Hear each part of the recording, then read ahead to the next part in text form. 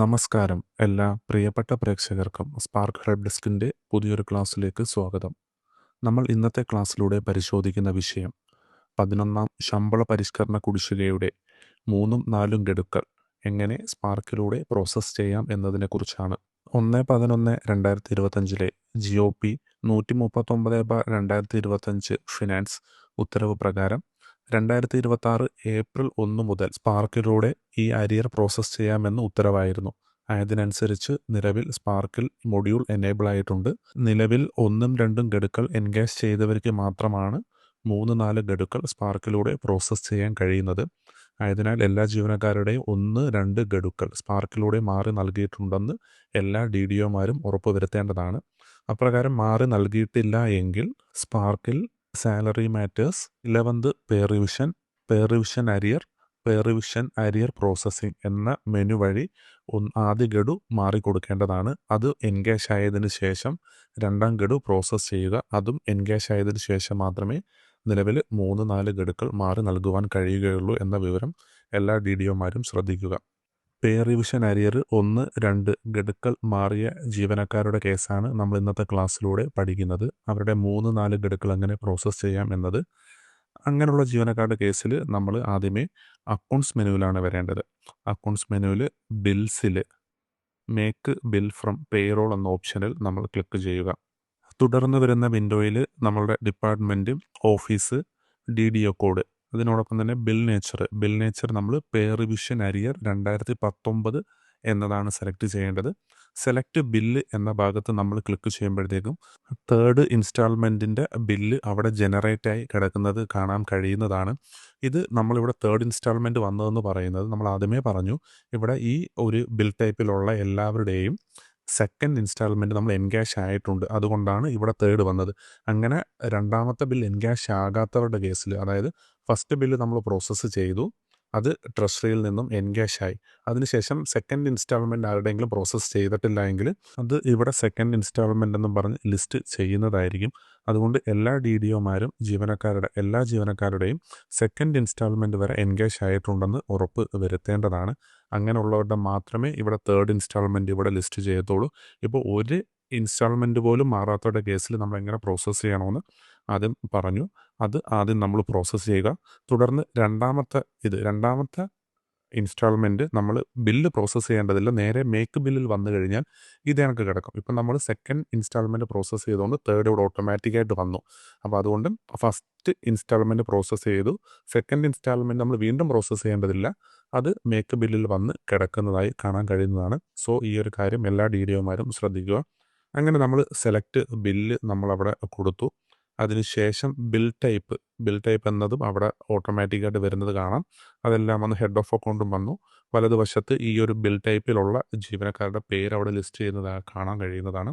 ഇവിടെ പുതിയൊരു ഓപ്ഷനും കൂടെ വന്നിട്ടുണ്ട്. എക്സ്ക്ലൂഡ് ഓപ്ഷൻ എന്ന് പറയുന്ന ഒരു ഓപ്ഷൻ അവിടെ വന്നിട്ടുണ്ട്. നമുക്ക് ഈ ഒരു ബില്ലിൽ നിന്നും ഏതെങ്കിലും ഒരു വ്യക്തിയെ ഒഴിവാക്കണമെങ്കിൽ ആ ഒരു എക്സ്ക്ലൂഡ് ഓപ്ഷൻ ഉപയോഗിക്കാവുന്നതാണ്. ആ ഒരു എക്സ്ക്ലൂഡ് ഓപ്ഷൻ്റെ ലെഫ്റ്റ് സൈഡിൽ ഒരു ചെക്ക് ബോക്സ് ഉണ്ട്. അവിടെ നമ്മൾ ക്ലിക്ക് ചെയ്ത് റീസൺ ഫോർ എക്സ്ക്ലൂഡിങ് കൊടുത്ത് വേണമെങ്കിൽ നമുക്ക് ഒഴിവാക്കാൻ കഴിയുന്നതാണ്. അതും ഒന്ന് ശ്രദ്ധിക്കുക. ഈ ഒരു കേസിൽ നമുക്ക് അങ്ങനെയുള്ള ആവശ്യങ്ങളൊന്നും ഇല്ലാത്തതുകൊണ്ട് നമ്മളത് സ്കിപ്പ് ചെയ്യുകയാണ്. നേരെ മേക്ക് ബില്ലിൽ നമ്മൾ ക്ലിക്ക് ചെയ്യുന്നതോടുകൂടി ബില്ല് മേക്കാവുന്നതാണ്. ബില്ല് മേക്കാവുന്നതിനനുസരിച്ച് ഇവരുടെ ആ ഒരു ഷെഡ്യൂളുകൾ, ഇന്നർ ഔട്ടർ ബില്ല് ഷെഡ്യൂളുകളൊക്കെ അവിടെ താഴെ ലിസ്റ്റ് ചെയ്ത് വരുന്നത് കാണാൻ പറ്റും. അത് നമ്മൾ ഡൗൺലോഡ് ചെയ്ത് സൂക്ഷിക്കുക. ഇനി നമുക്ക് അടുത്ത ബില്ലും മേക്ക് ചെയ്യുന്നതിനായിട്ട് ഈ ഒരു വിൻഡോയിൽ നിന്ന് തന്നെ സെലക്ട് ബില്ല് എന്ന ഭാഗത്ത് അടുത്ത ബില്ല് നമ്മൾ സെലക്ട് ചെയ്ത് കൊടുത്ത് മേക്ക് ബില്ല് കൊടുത്താൽ മതി. ഇവിടെയും ആ ഒരു എക്സ്ക്ലൂഡ് ഓപ്ഷനൊക്കെ ഉണ്ട്. അതൊക്കെ നമ്മൾ ജസ്റ്റ് ഒന്ന് നോക്കുക. അതിനുശേഷം മേക്ക് ബില്ല് കൊടുക്കുമ്പോഴത്തേക്ക് നമ്മൾ മുമ്പേ കണ്ട കണക്ക് തന്നെ ഇവരുടെ ആ ഒരു സക്സസ്ഫുൾ എന്ന മെസ്സേജ് വന്നു. Generate inner bill, outer bill ഷെഡ്യൂളൊക്കെ വന്ന് കാണാൻ കഴിയുന്നതാണ്. ഇനി നമ്മൾ ശ്രദ്ധിക്കേണ്ട മറ്റൊരു കാര്യം, ഈ റിട്ടയറായ എംപ്ലോയീസിൻ്റെ കേസിൽ ചിലർ ETSB ഒക്കെ ക്ലോസ് ചെയ്ത് കാണും. നിലവിൽ നമ്മളെ ഓഫീസിൽ നിന്നും ഈ ഒരു ഫസ്റ്റ് അരിയർ ബില്ല് നമ്മൾ പ്രോസസ്സ് ചെയ്തു. അതായത് 2025 ഏപ്രിലായിരുന്നു 1ഉം 2ഉം ഗഡുക്കൾ നമ്മൾ മാറിക്കൊടുത്തത്. അതിനുശേഷം ചില എംപ്ലോയീസ് നമ്മളുടെ ഓഫീസിൽ നിന്നും റിട്ടയറായി കാണുമായിരിക്കും. അങ്ങനെയുള്ളവരുടെ കേസിൽ ETSB ഒക്കെ ക്ലോസ് ചെയ്തവരുണ്ടാകും. അങ്ങനെ ഉള്ള കേസിൽ നമുക്ക് ഇവരുടെ ബാങ്ക് അക്കൗണ്ടിലോട്ടാണ് ഈ പൈസ പോകേണ്ടത്. അപ്പോൾ ഇവരുടെ ബാങ്ക് അക്കൗണ്ട് കൃത്യമാണോ എന്ന് നമ്മൾ ഉറപ്പിക്കണം. എന്തെങ്കിലും മാറ്റങ്ങളുണ്ടെങ്കിലോ എന്തെങ്കിലും പുതിയ വിവരങ്ങൾ അപ്ഡേറ്റ് ചെയ്യണമെങ്കിലോ നമുക്ക് സ്പാർക്കിൽ അത് അപ്ഡേറ്റ് ചെയ്തതിന് ശേഷം ബില്ലെടുക്കുന്നതാണ് ഉചിതം. അതിനായിട്ട് നമ്മൾ സാലറി മാറ്റേഴ്സിലാണ് പോകേണ്ടത്. സാലറി മാറ്റേഴ്സിൽ പ്രോസസ്സിങ്ങിൽ അരിയർ എന്നതിൽ സാലറി അരിയർ എന്ന ഒരു ഓപ്ഷൻ കണ്ടോ?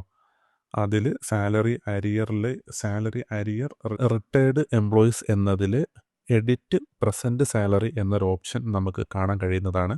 അതിൽ നമ്മൾ ക്ലിക്ക് ചെയ്യുക. തുടർന്ന് പുതിയൊരു വിൻഡോ ഓപ്പണായിട്ട് വന്നു. അതിൽ നമ്മുടെ ഡിപ്പാർട്ട്മെൻറ്റ്, ഓഫീസ്, നിനക്ക് ഏത് ജീവനക്കാരൻ്റെയാണോ നമ്മൾ സാലറി അക്കൗണ്ട് അപ്ഡേറ്റ് ചെയ്യേണ്ടത് ആ ഒരു ജീവനക്കാരൻ്റെ പേര് അവിടുന്ന് സെലക്ട് ചെയ്യുക.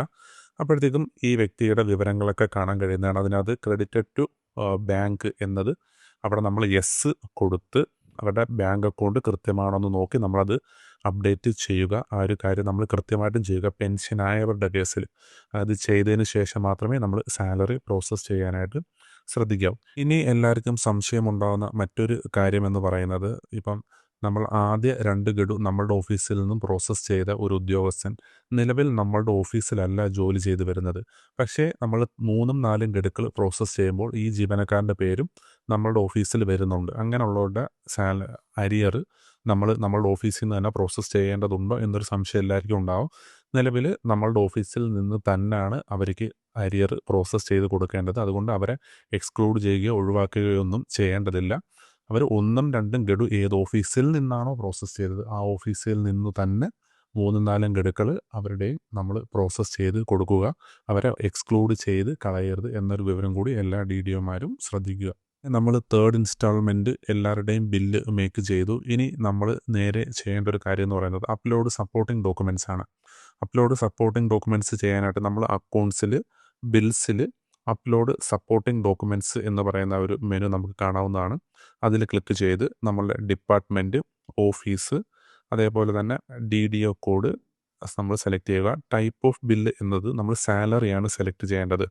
സാലറി സെലക്ട് ചെയ്ത് ബിൽ നേച്ചറിൽ നമ്മൾ പെർ റിവിഷൻ അരിയർ സെലക്ട് ചെയ്യുക. അത് സെലക്ട് ചെയ്ത് നമ്മൾ സെലക്ട് ബില്ല് ക്ലിക്ക് ചെയ്യുമ്പോഴത്തേക്കും നമ്മൾ എത്ര ബില്ലാണോ മേക്ക് ചെയ്ത് വെച്ചേക്കുന്നത് അതെല്ലാം അവിടെ ലിസ്റ്റ് ചെയ്യുന്നത് കാണാം. അതിൽ ഞാൻ ഇപ്പോൾ ഒരു ബില്ല് മാത്രമാണ് കാണിക്കുന്നത്. അത് നമ്മൾ ഒരു ബില്ല് സെലക്ട് ചെയ്തതിന് ശേഷം select document type two B uploaded എന്ന ഭാഗത്ത് നമ്മളൊരു സർട്ടിഫിക്കറ്റ് അപ്ലോഡ് ചെയ്യേണ്ടതായിട്ടുണ്ട്. ആ ഒരു സർട്ടിഫിക്കറ്റിൻ്റെ മാതൃക ഞാനിവിടെ കാണിക്കുന്നതാണ്. അതിനനുസരിച്ച് നമ്മളൊരു സർട്ടിഫിക്കറ്റ് കൂടി എല്ലാ ബില്ലിലും നമ്മൾ എഴുതുക.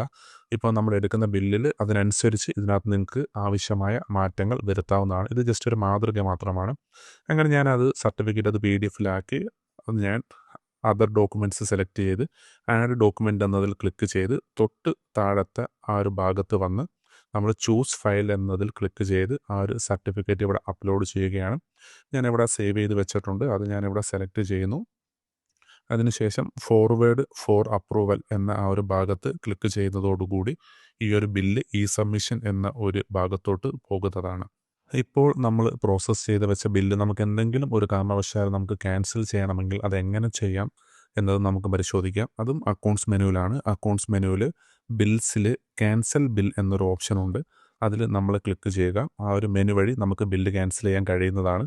അതിൽ നമ്മളുടെ ഡിപ്പാർട്ട്മെൻറ്റ്, ഓഫീസ്, അതേപോലെ തന്നെ ബിൽ നേച്ചറും നമ്മൾ സെലക്ട് ചെയ്യുക. Bill nature per revision area 2019 select ചെയ്യേണ്ടത്. DDO കോഡും സെലക്ട് ചെയ്യുമ്പോഴത്തേക്ക് നമ്മൾ പ്രോസസ്സ് ചെയ്ത ബില്ലുകളെല്ലാം അവിടെ ലിസ്റ്റ് ചെയ്യുന്നത് കാണാം. അതിലേത് ബില്ലാണോ ക്യാൻസൽ ചെയ്യേണ്ടത് അതിൻ്റെ വലതുവശത്തുള്ള ഒരു ചെക്ക് ബോക്സിൽ ടിക്ക് ചെയ്ത് നമുക്ക് ക്യാൻസൽ ബില്ല് കൊടുക്കുന്നതോടുകൂടി അത് ക്യാൻസൽ ബില്ലാകുന്നതാണ്. ഇനി ഈ ബില്ല് നമ്മൾ നേരെ മേക്ക് ബില്ലിൽ പോയാൽ അവിടെ കാണാൻ കഴിയുന്നതാണ്. ജസ്റ്റ് നമ്മളൊന്ന് മേക്ക് ബിൽ വന്നിട്ടുണ്ടോ എന്ന് പരിശോധിക്കുകയാണ്.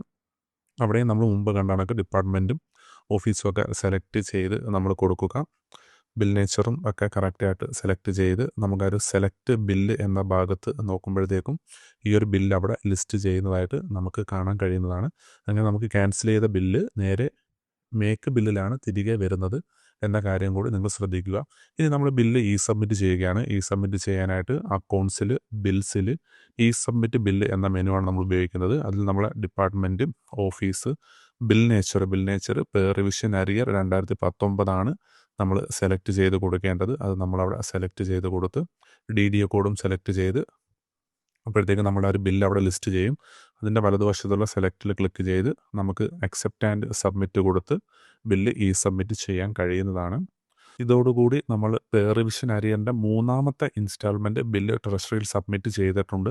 അത് ട്രഷറിയിൽ പാസ്സാക്കിയതിന് ശേഷം മാത്രമേ നമുക്ക് 4ാമത്തെ ഇൻസ്റ്റാൾമെൻറ്റ് ബില്ല് എടുക്കുവാൻ കഴിയൂ. 4ാമത്തെ ഇൻസ്റ്റാൾമെൻറ്റ് എടുക്കുവാൻ നമ്മൾ ഈ ഒരു വീഡിയോയിൽ കണ്ട മേക്ക് ബില്ലിൽ നമ്മൾ ഇപ്പം 3rd ഇൻസ്റ്റാൾമെൻറ്റ് ബില്ല് മാറിയിട്ടുണ്ടെങ്കിൽ അവിടെ 4th ഇൻസ്റ്റാൾമെൻറ്റിൻ്റെ ബില്ല് മേക്ക് ചെയ്യാനായിട്ട് അവിടെ ഓട്ടോമാറ്റിക്കായിട്ട് വരും.